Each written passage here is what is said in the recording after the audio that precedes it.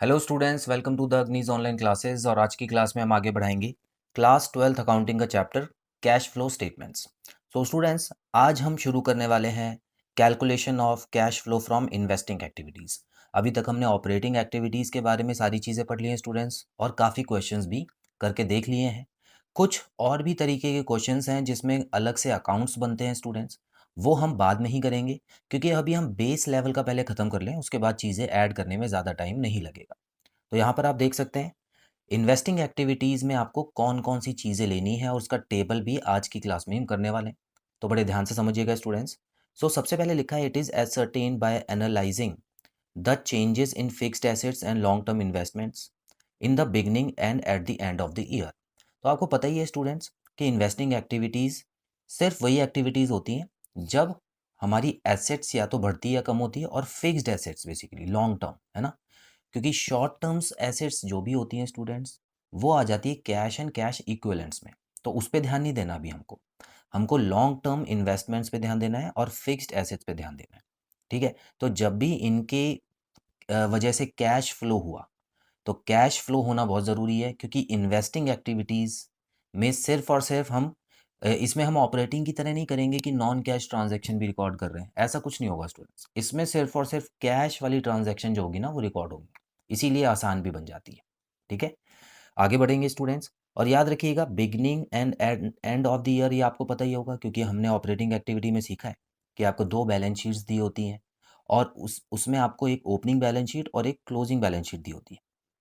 तो ऐसे में आपको दोनों बैलेंस शीट के बैलेंस को माइनस करके ही आंसर लिखना होता है। ठीक है? तो वही चीज़ यहाँ पर भी होगी। सेकंड पॉइंट में स्टूडेंट्स लिखा है, in case amount of purchase or sale of fixed asset and depreciation are not given.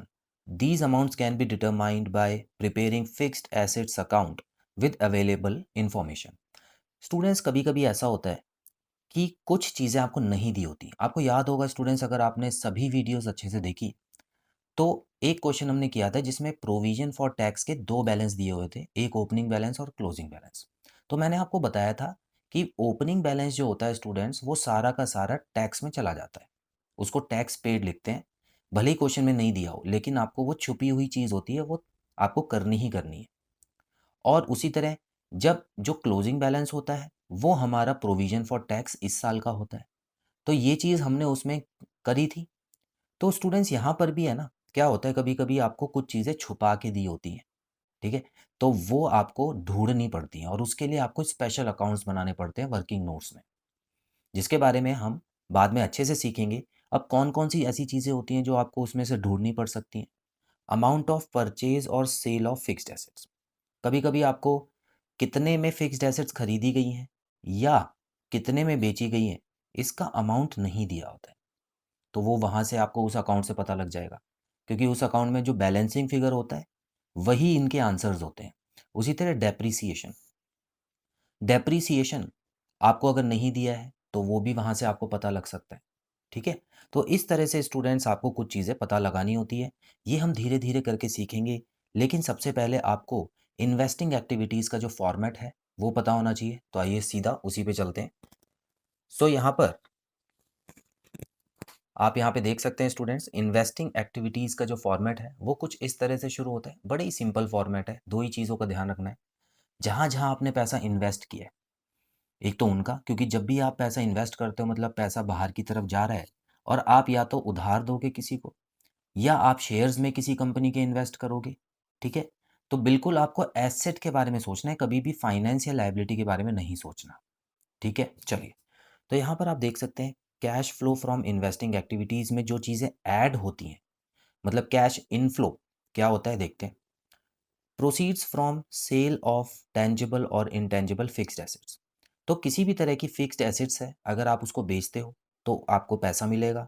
तो कैश फ्लो हुआ यहाँ पे, और कैश किस तरफ हुआ, इनफ्लो। ठीक है? तो ऐसे तो बहुत सारे क्वेश्चंस हम कर चुके हैं, तो ये इन्वेस्टिंग एक्टिविटी हो गया। Proceeds from sale of investment other than marketable securities. Marketable securities जो है, वो कैश एंड कैश इक्विवेलेंट्स में आ जाता है। इसी वजह से यहाँ पर जो इन्वेस्टमेंट आप बेच के पैसा कमा रहे हो, वो लॉन्ग टर्म इन्वेस्टमेंट होगी, और क्योंकि वो आपने इन्वेस्ट किया है, तो आपकी एसेट रही होगी एक समय पे। तो फिक्स्ड एसेट्स या लॉन्ग टर्म एसेट्स में आपने यहाँ पे बेच के पैसे कमाए हैं स्टूडेंट्स, तो इसीलिए इनफ्लो हो गया। Loans and advances repayment received. Repayment मतलब होता है उधार चुकाना। इसका मतलब है कि आपने किसी को उधार दिया हुआ था, ठीक है। यहाँ पर कभी भी इन्वेस्टिंग एक्टिविटीज में उधार लेने वाला तो कोई टॉपिक होगा ही नहीं, इतना याद रखना। कभी भी loan and advances repayment received तो आपको ऐसे समझना है, रीपेमेंट रिसीव हुई है, इसका मतलब पैसा वापस हुआ है हमारी तरफ, है ना। रिसीव मतलब क्या होता है, हमारी तरफ। तो इसका मतलब जाहिर सी बात है हम ही लोगों ने लोन दिया होगा। अब ऐसे टर्म्स है ना, बहुत कंफ्यूज कर देते हैं, तो बड़े ध्यान से थोड़ा टाइम लेके समझ के आपको आगे बढ़ना है।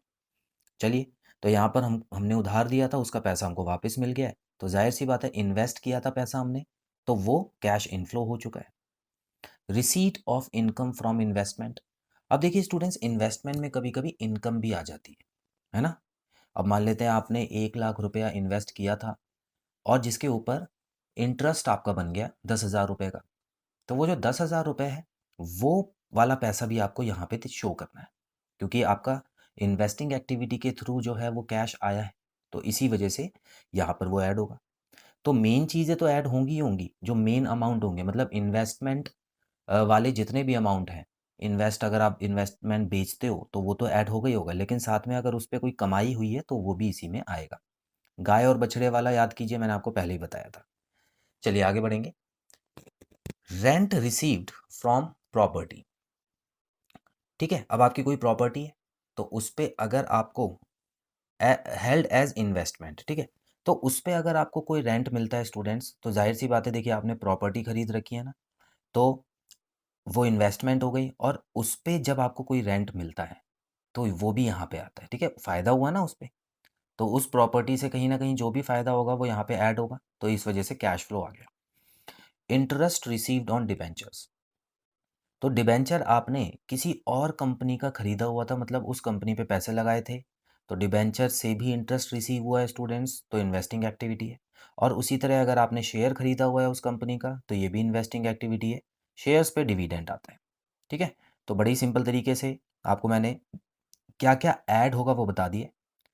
हाँ, ये चीज़ याद रखिएगा, देखिए स्टूडेंट्स, कभी कभी कुछ कंपनीज का काम होता है कि वो कुछ अपनी प्रॉपर्टीज़ को रेंट पे दे देती हैं, लीज़ पे दे देती हैं, ठीक है ना? तो वो इन्वेस्ट उन्होंने किया हुआ है ना, अपना जो पैसा है इन्वेस्ट किया हुआ है प्रॉपर्टी में, तो उसके ऊपर जो भी कमाई होती है वो रेंट रिसीव में ऐड हो जाती है आके। चलिए, अब कुछ चीज़ें माइनस भी होंगी, ज़ाहिर-सी बात है, अब समझ तो आ ही गया होगा आपको क्या माइनस होगा। तो स्टूडेंट्स बात कर लेते हैं एक बार जल्दी से। तो यहाँ पे अगर आप देखें, तो माइनस क्या होने वाला है? Cash used in investing activity. अब आपको इसके अलग-अलग कॉलम्स बनाने की ज़रूरत नहीं है, वो तो समझाने के लिए लिखा है। आप क्या करेंगे, एक ही कॉलम में ऐड और सब्ट्रैक्ट करेंगे और आंसर लिख देंगे, ठीक है? तो यूज्ड इन मतलब अब कैश आउटफ्लो होगा। Payment for purchase of tangible और इनटेंजिबल फिक्स्ड एसेट्स। तो फिक्स्ड एसेट्स आपने खरीदी हैं, या तो टेंजिबल या इंटेंजिबल, कोई भी फिक्स्ड एसेट खरीदते हैं तो इन्वेस्टमेंट बढ़ती है, लेकिन कैश तो कम होता है ना, तो कैश के हिसाब से आपको सोचना है। Payment for purchase of investment.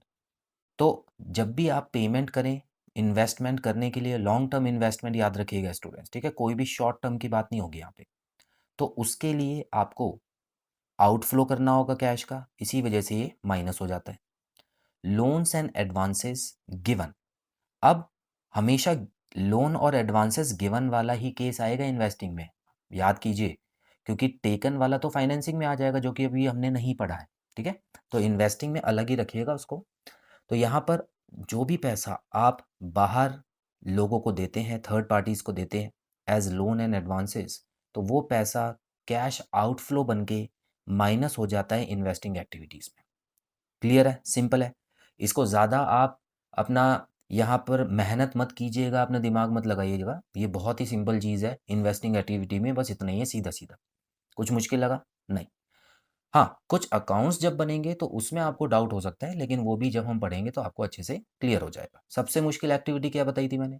Operating activities, ठीक है? इन्वेस्टिंग और फाइनेंसिंग बहुत ही आसान है स्टूडेंट्स। तो आई होप स्टूडेंट्स आपको cash flow from investing activities का ये फॉर्मेट समझ आया। आगे चल के मैं आपको कुछ क्वेश्चंस कराऊँगा, जिसमें सबसे पहले मैं आपको अकाउंट्स जो अलग तरीके से वर्किंग नोट्स वाले अकाउंट थे, वो फॉर्मेट करा के उसके बाद हम क्वेश्चन सॉल्व करना शुरू करेंगे। तो स्टूडेंट्स बहुत जल्द मिलते हैं अगली क्लास में नए टॉपिक के साथ। Till then bye bye.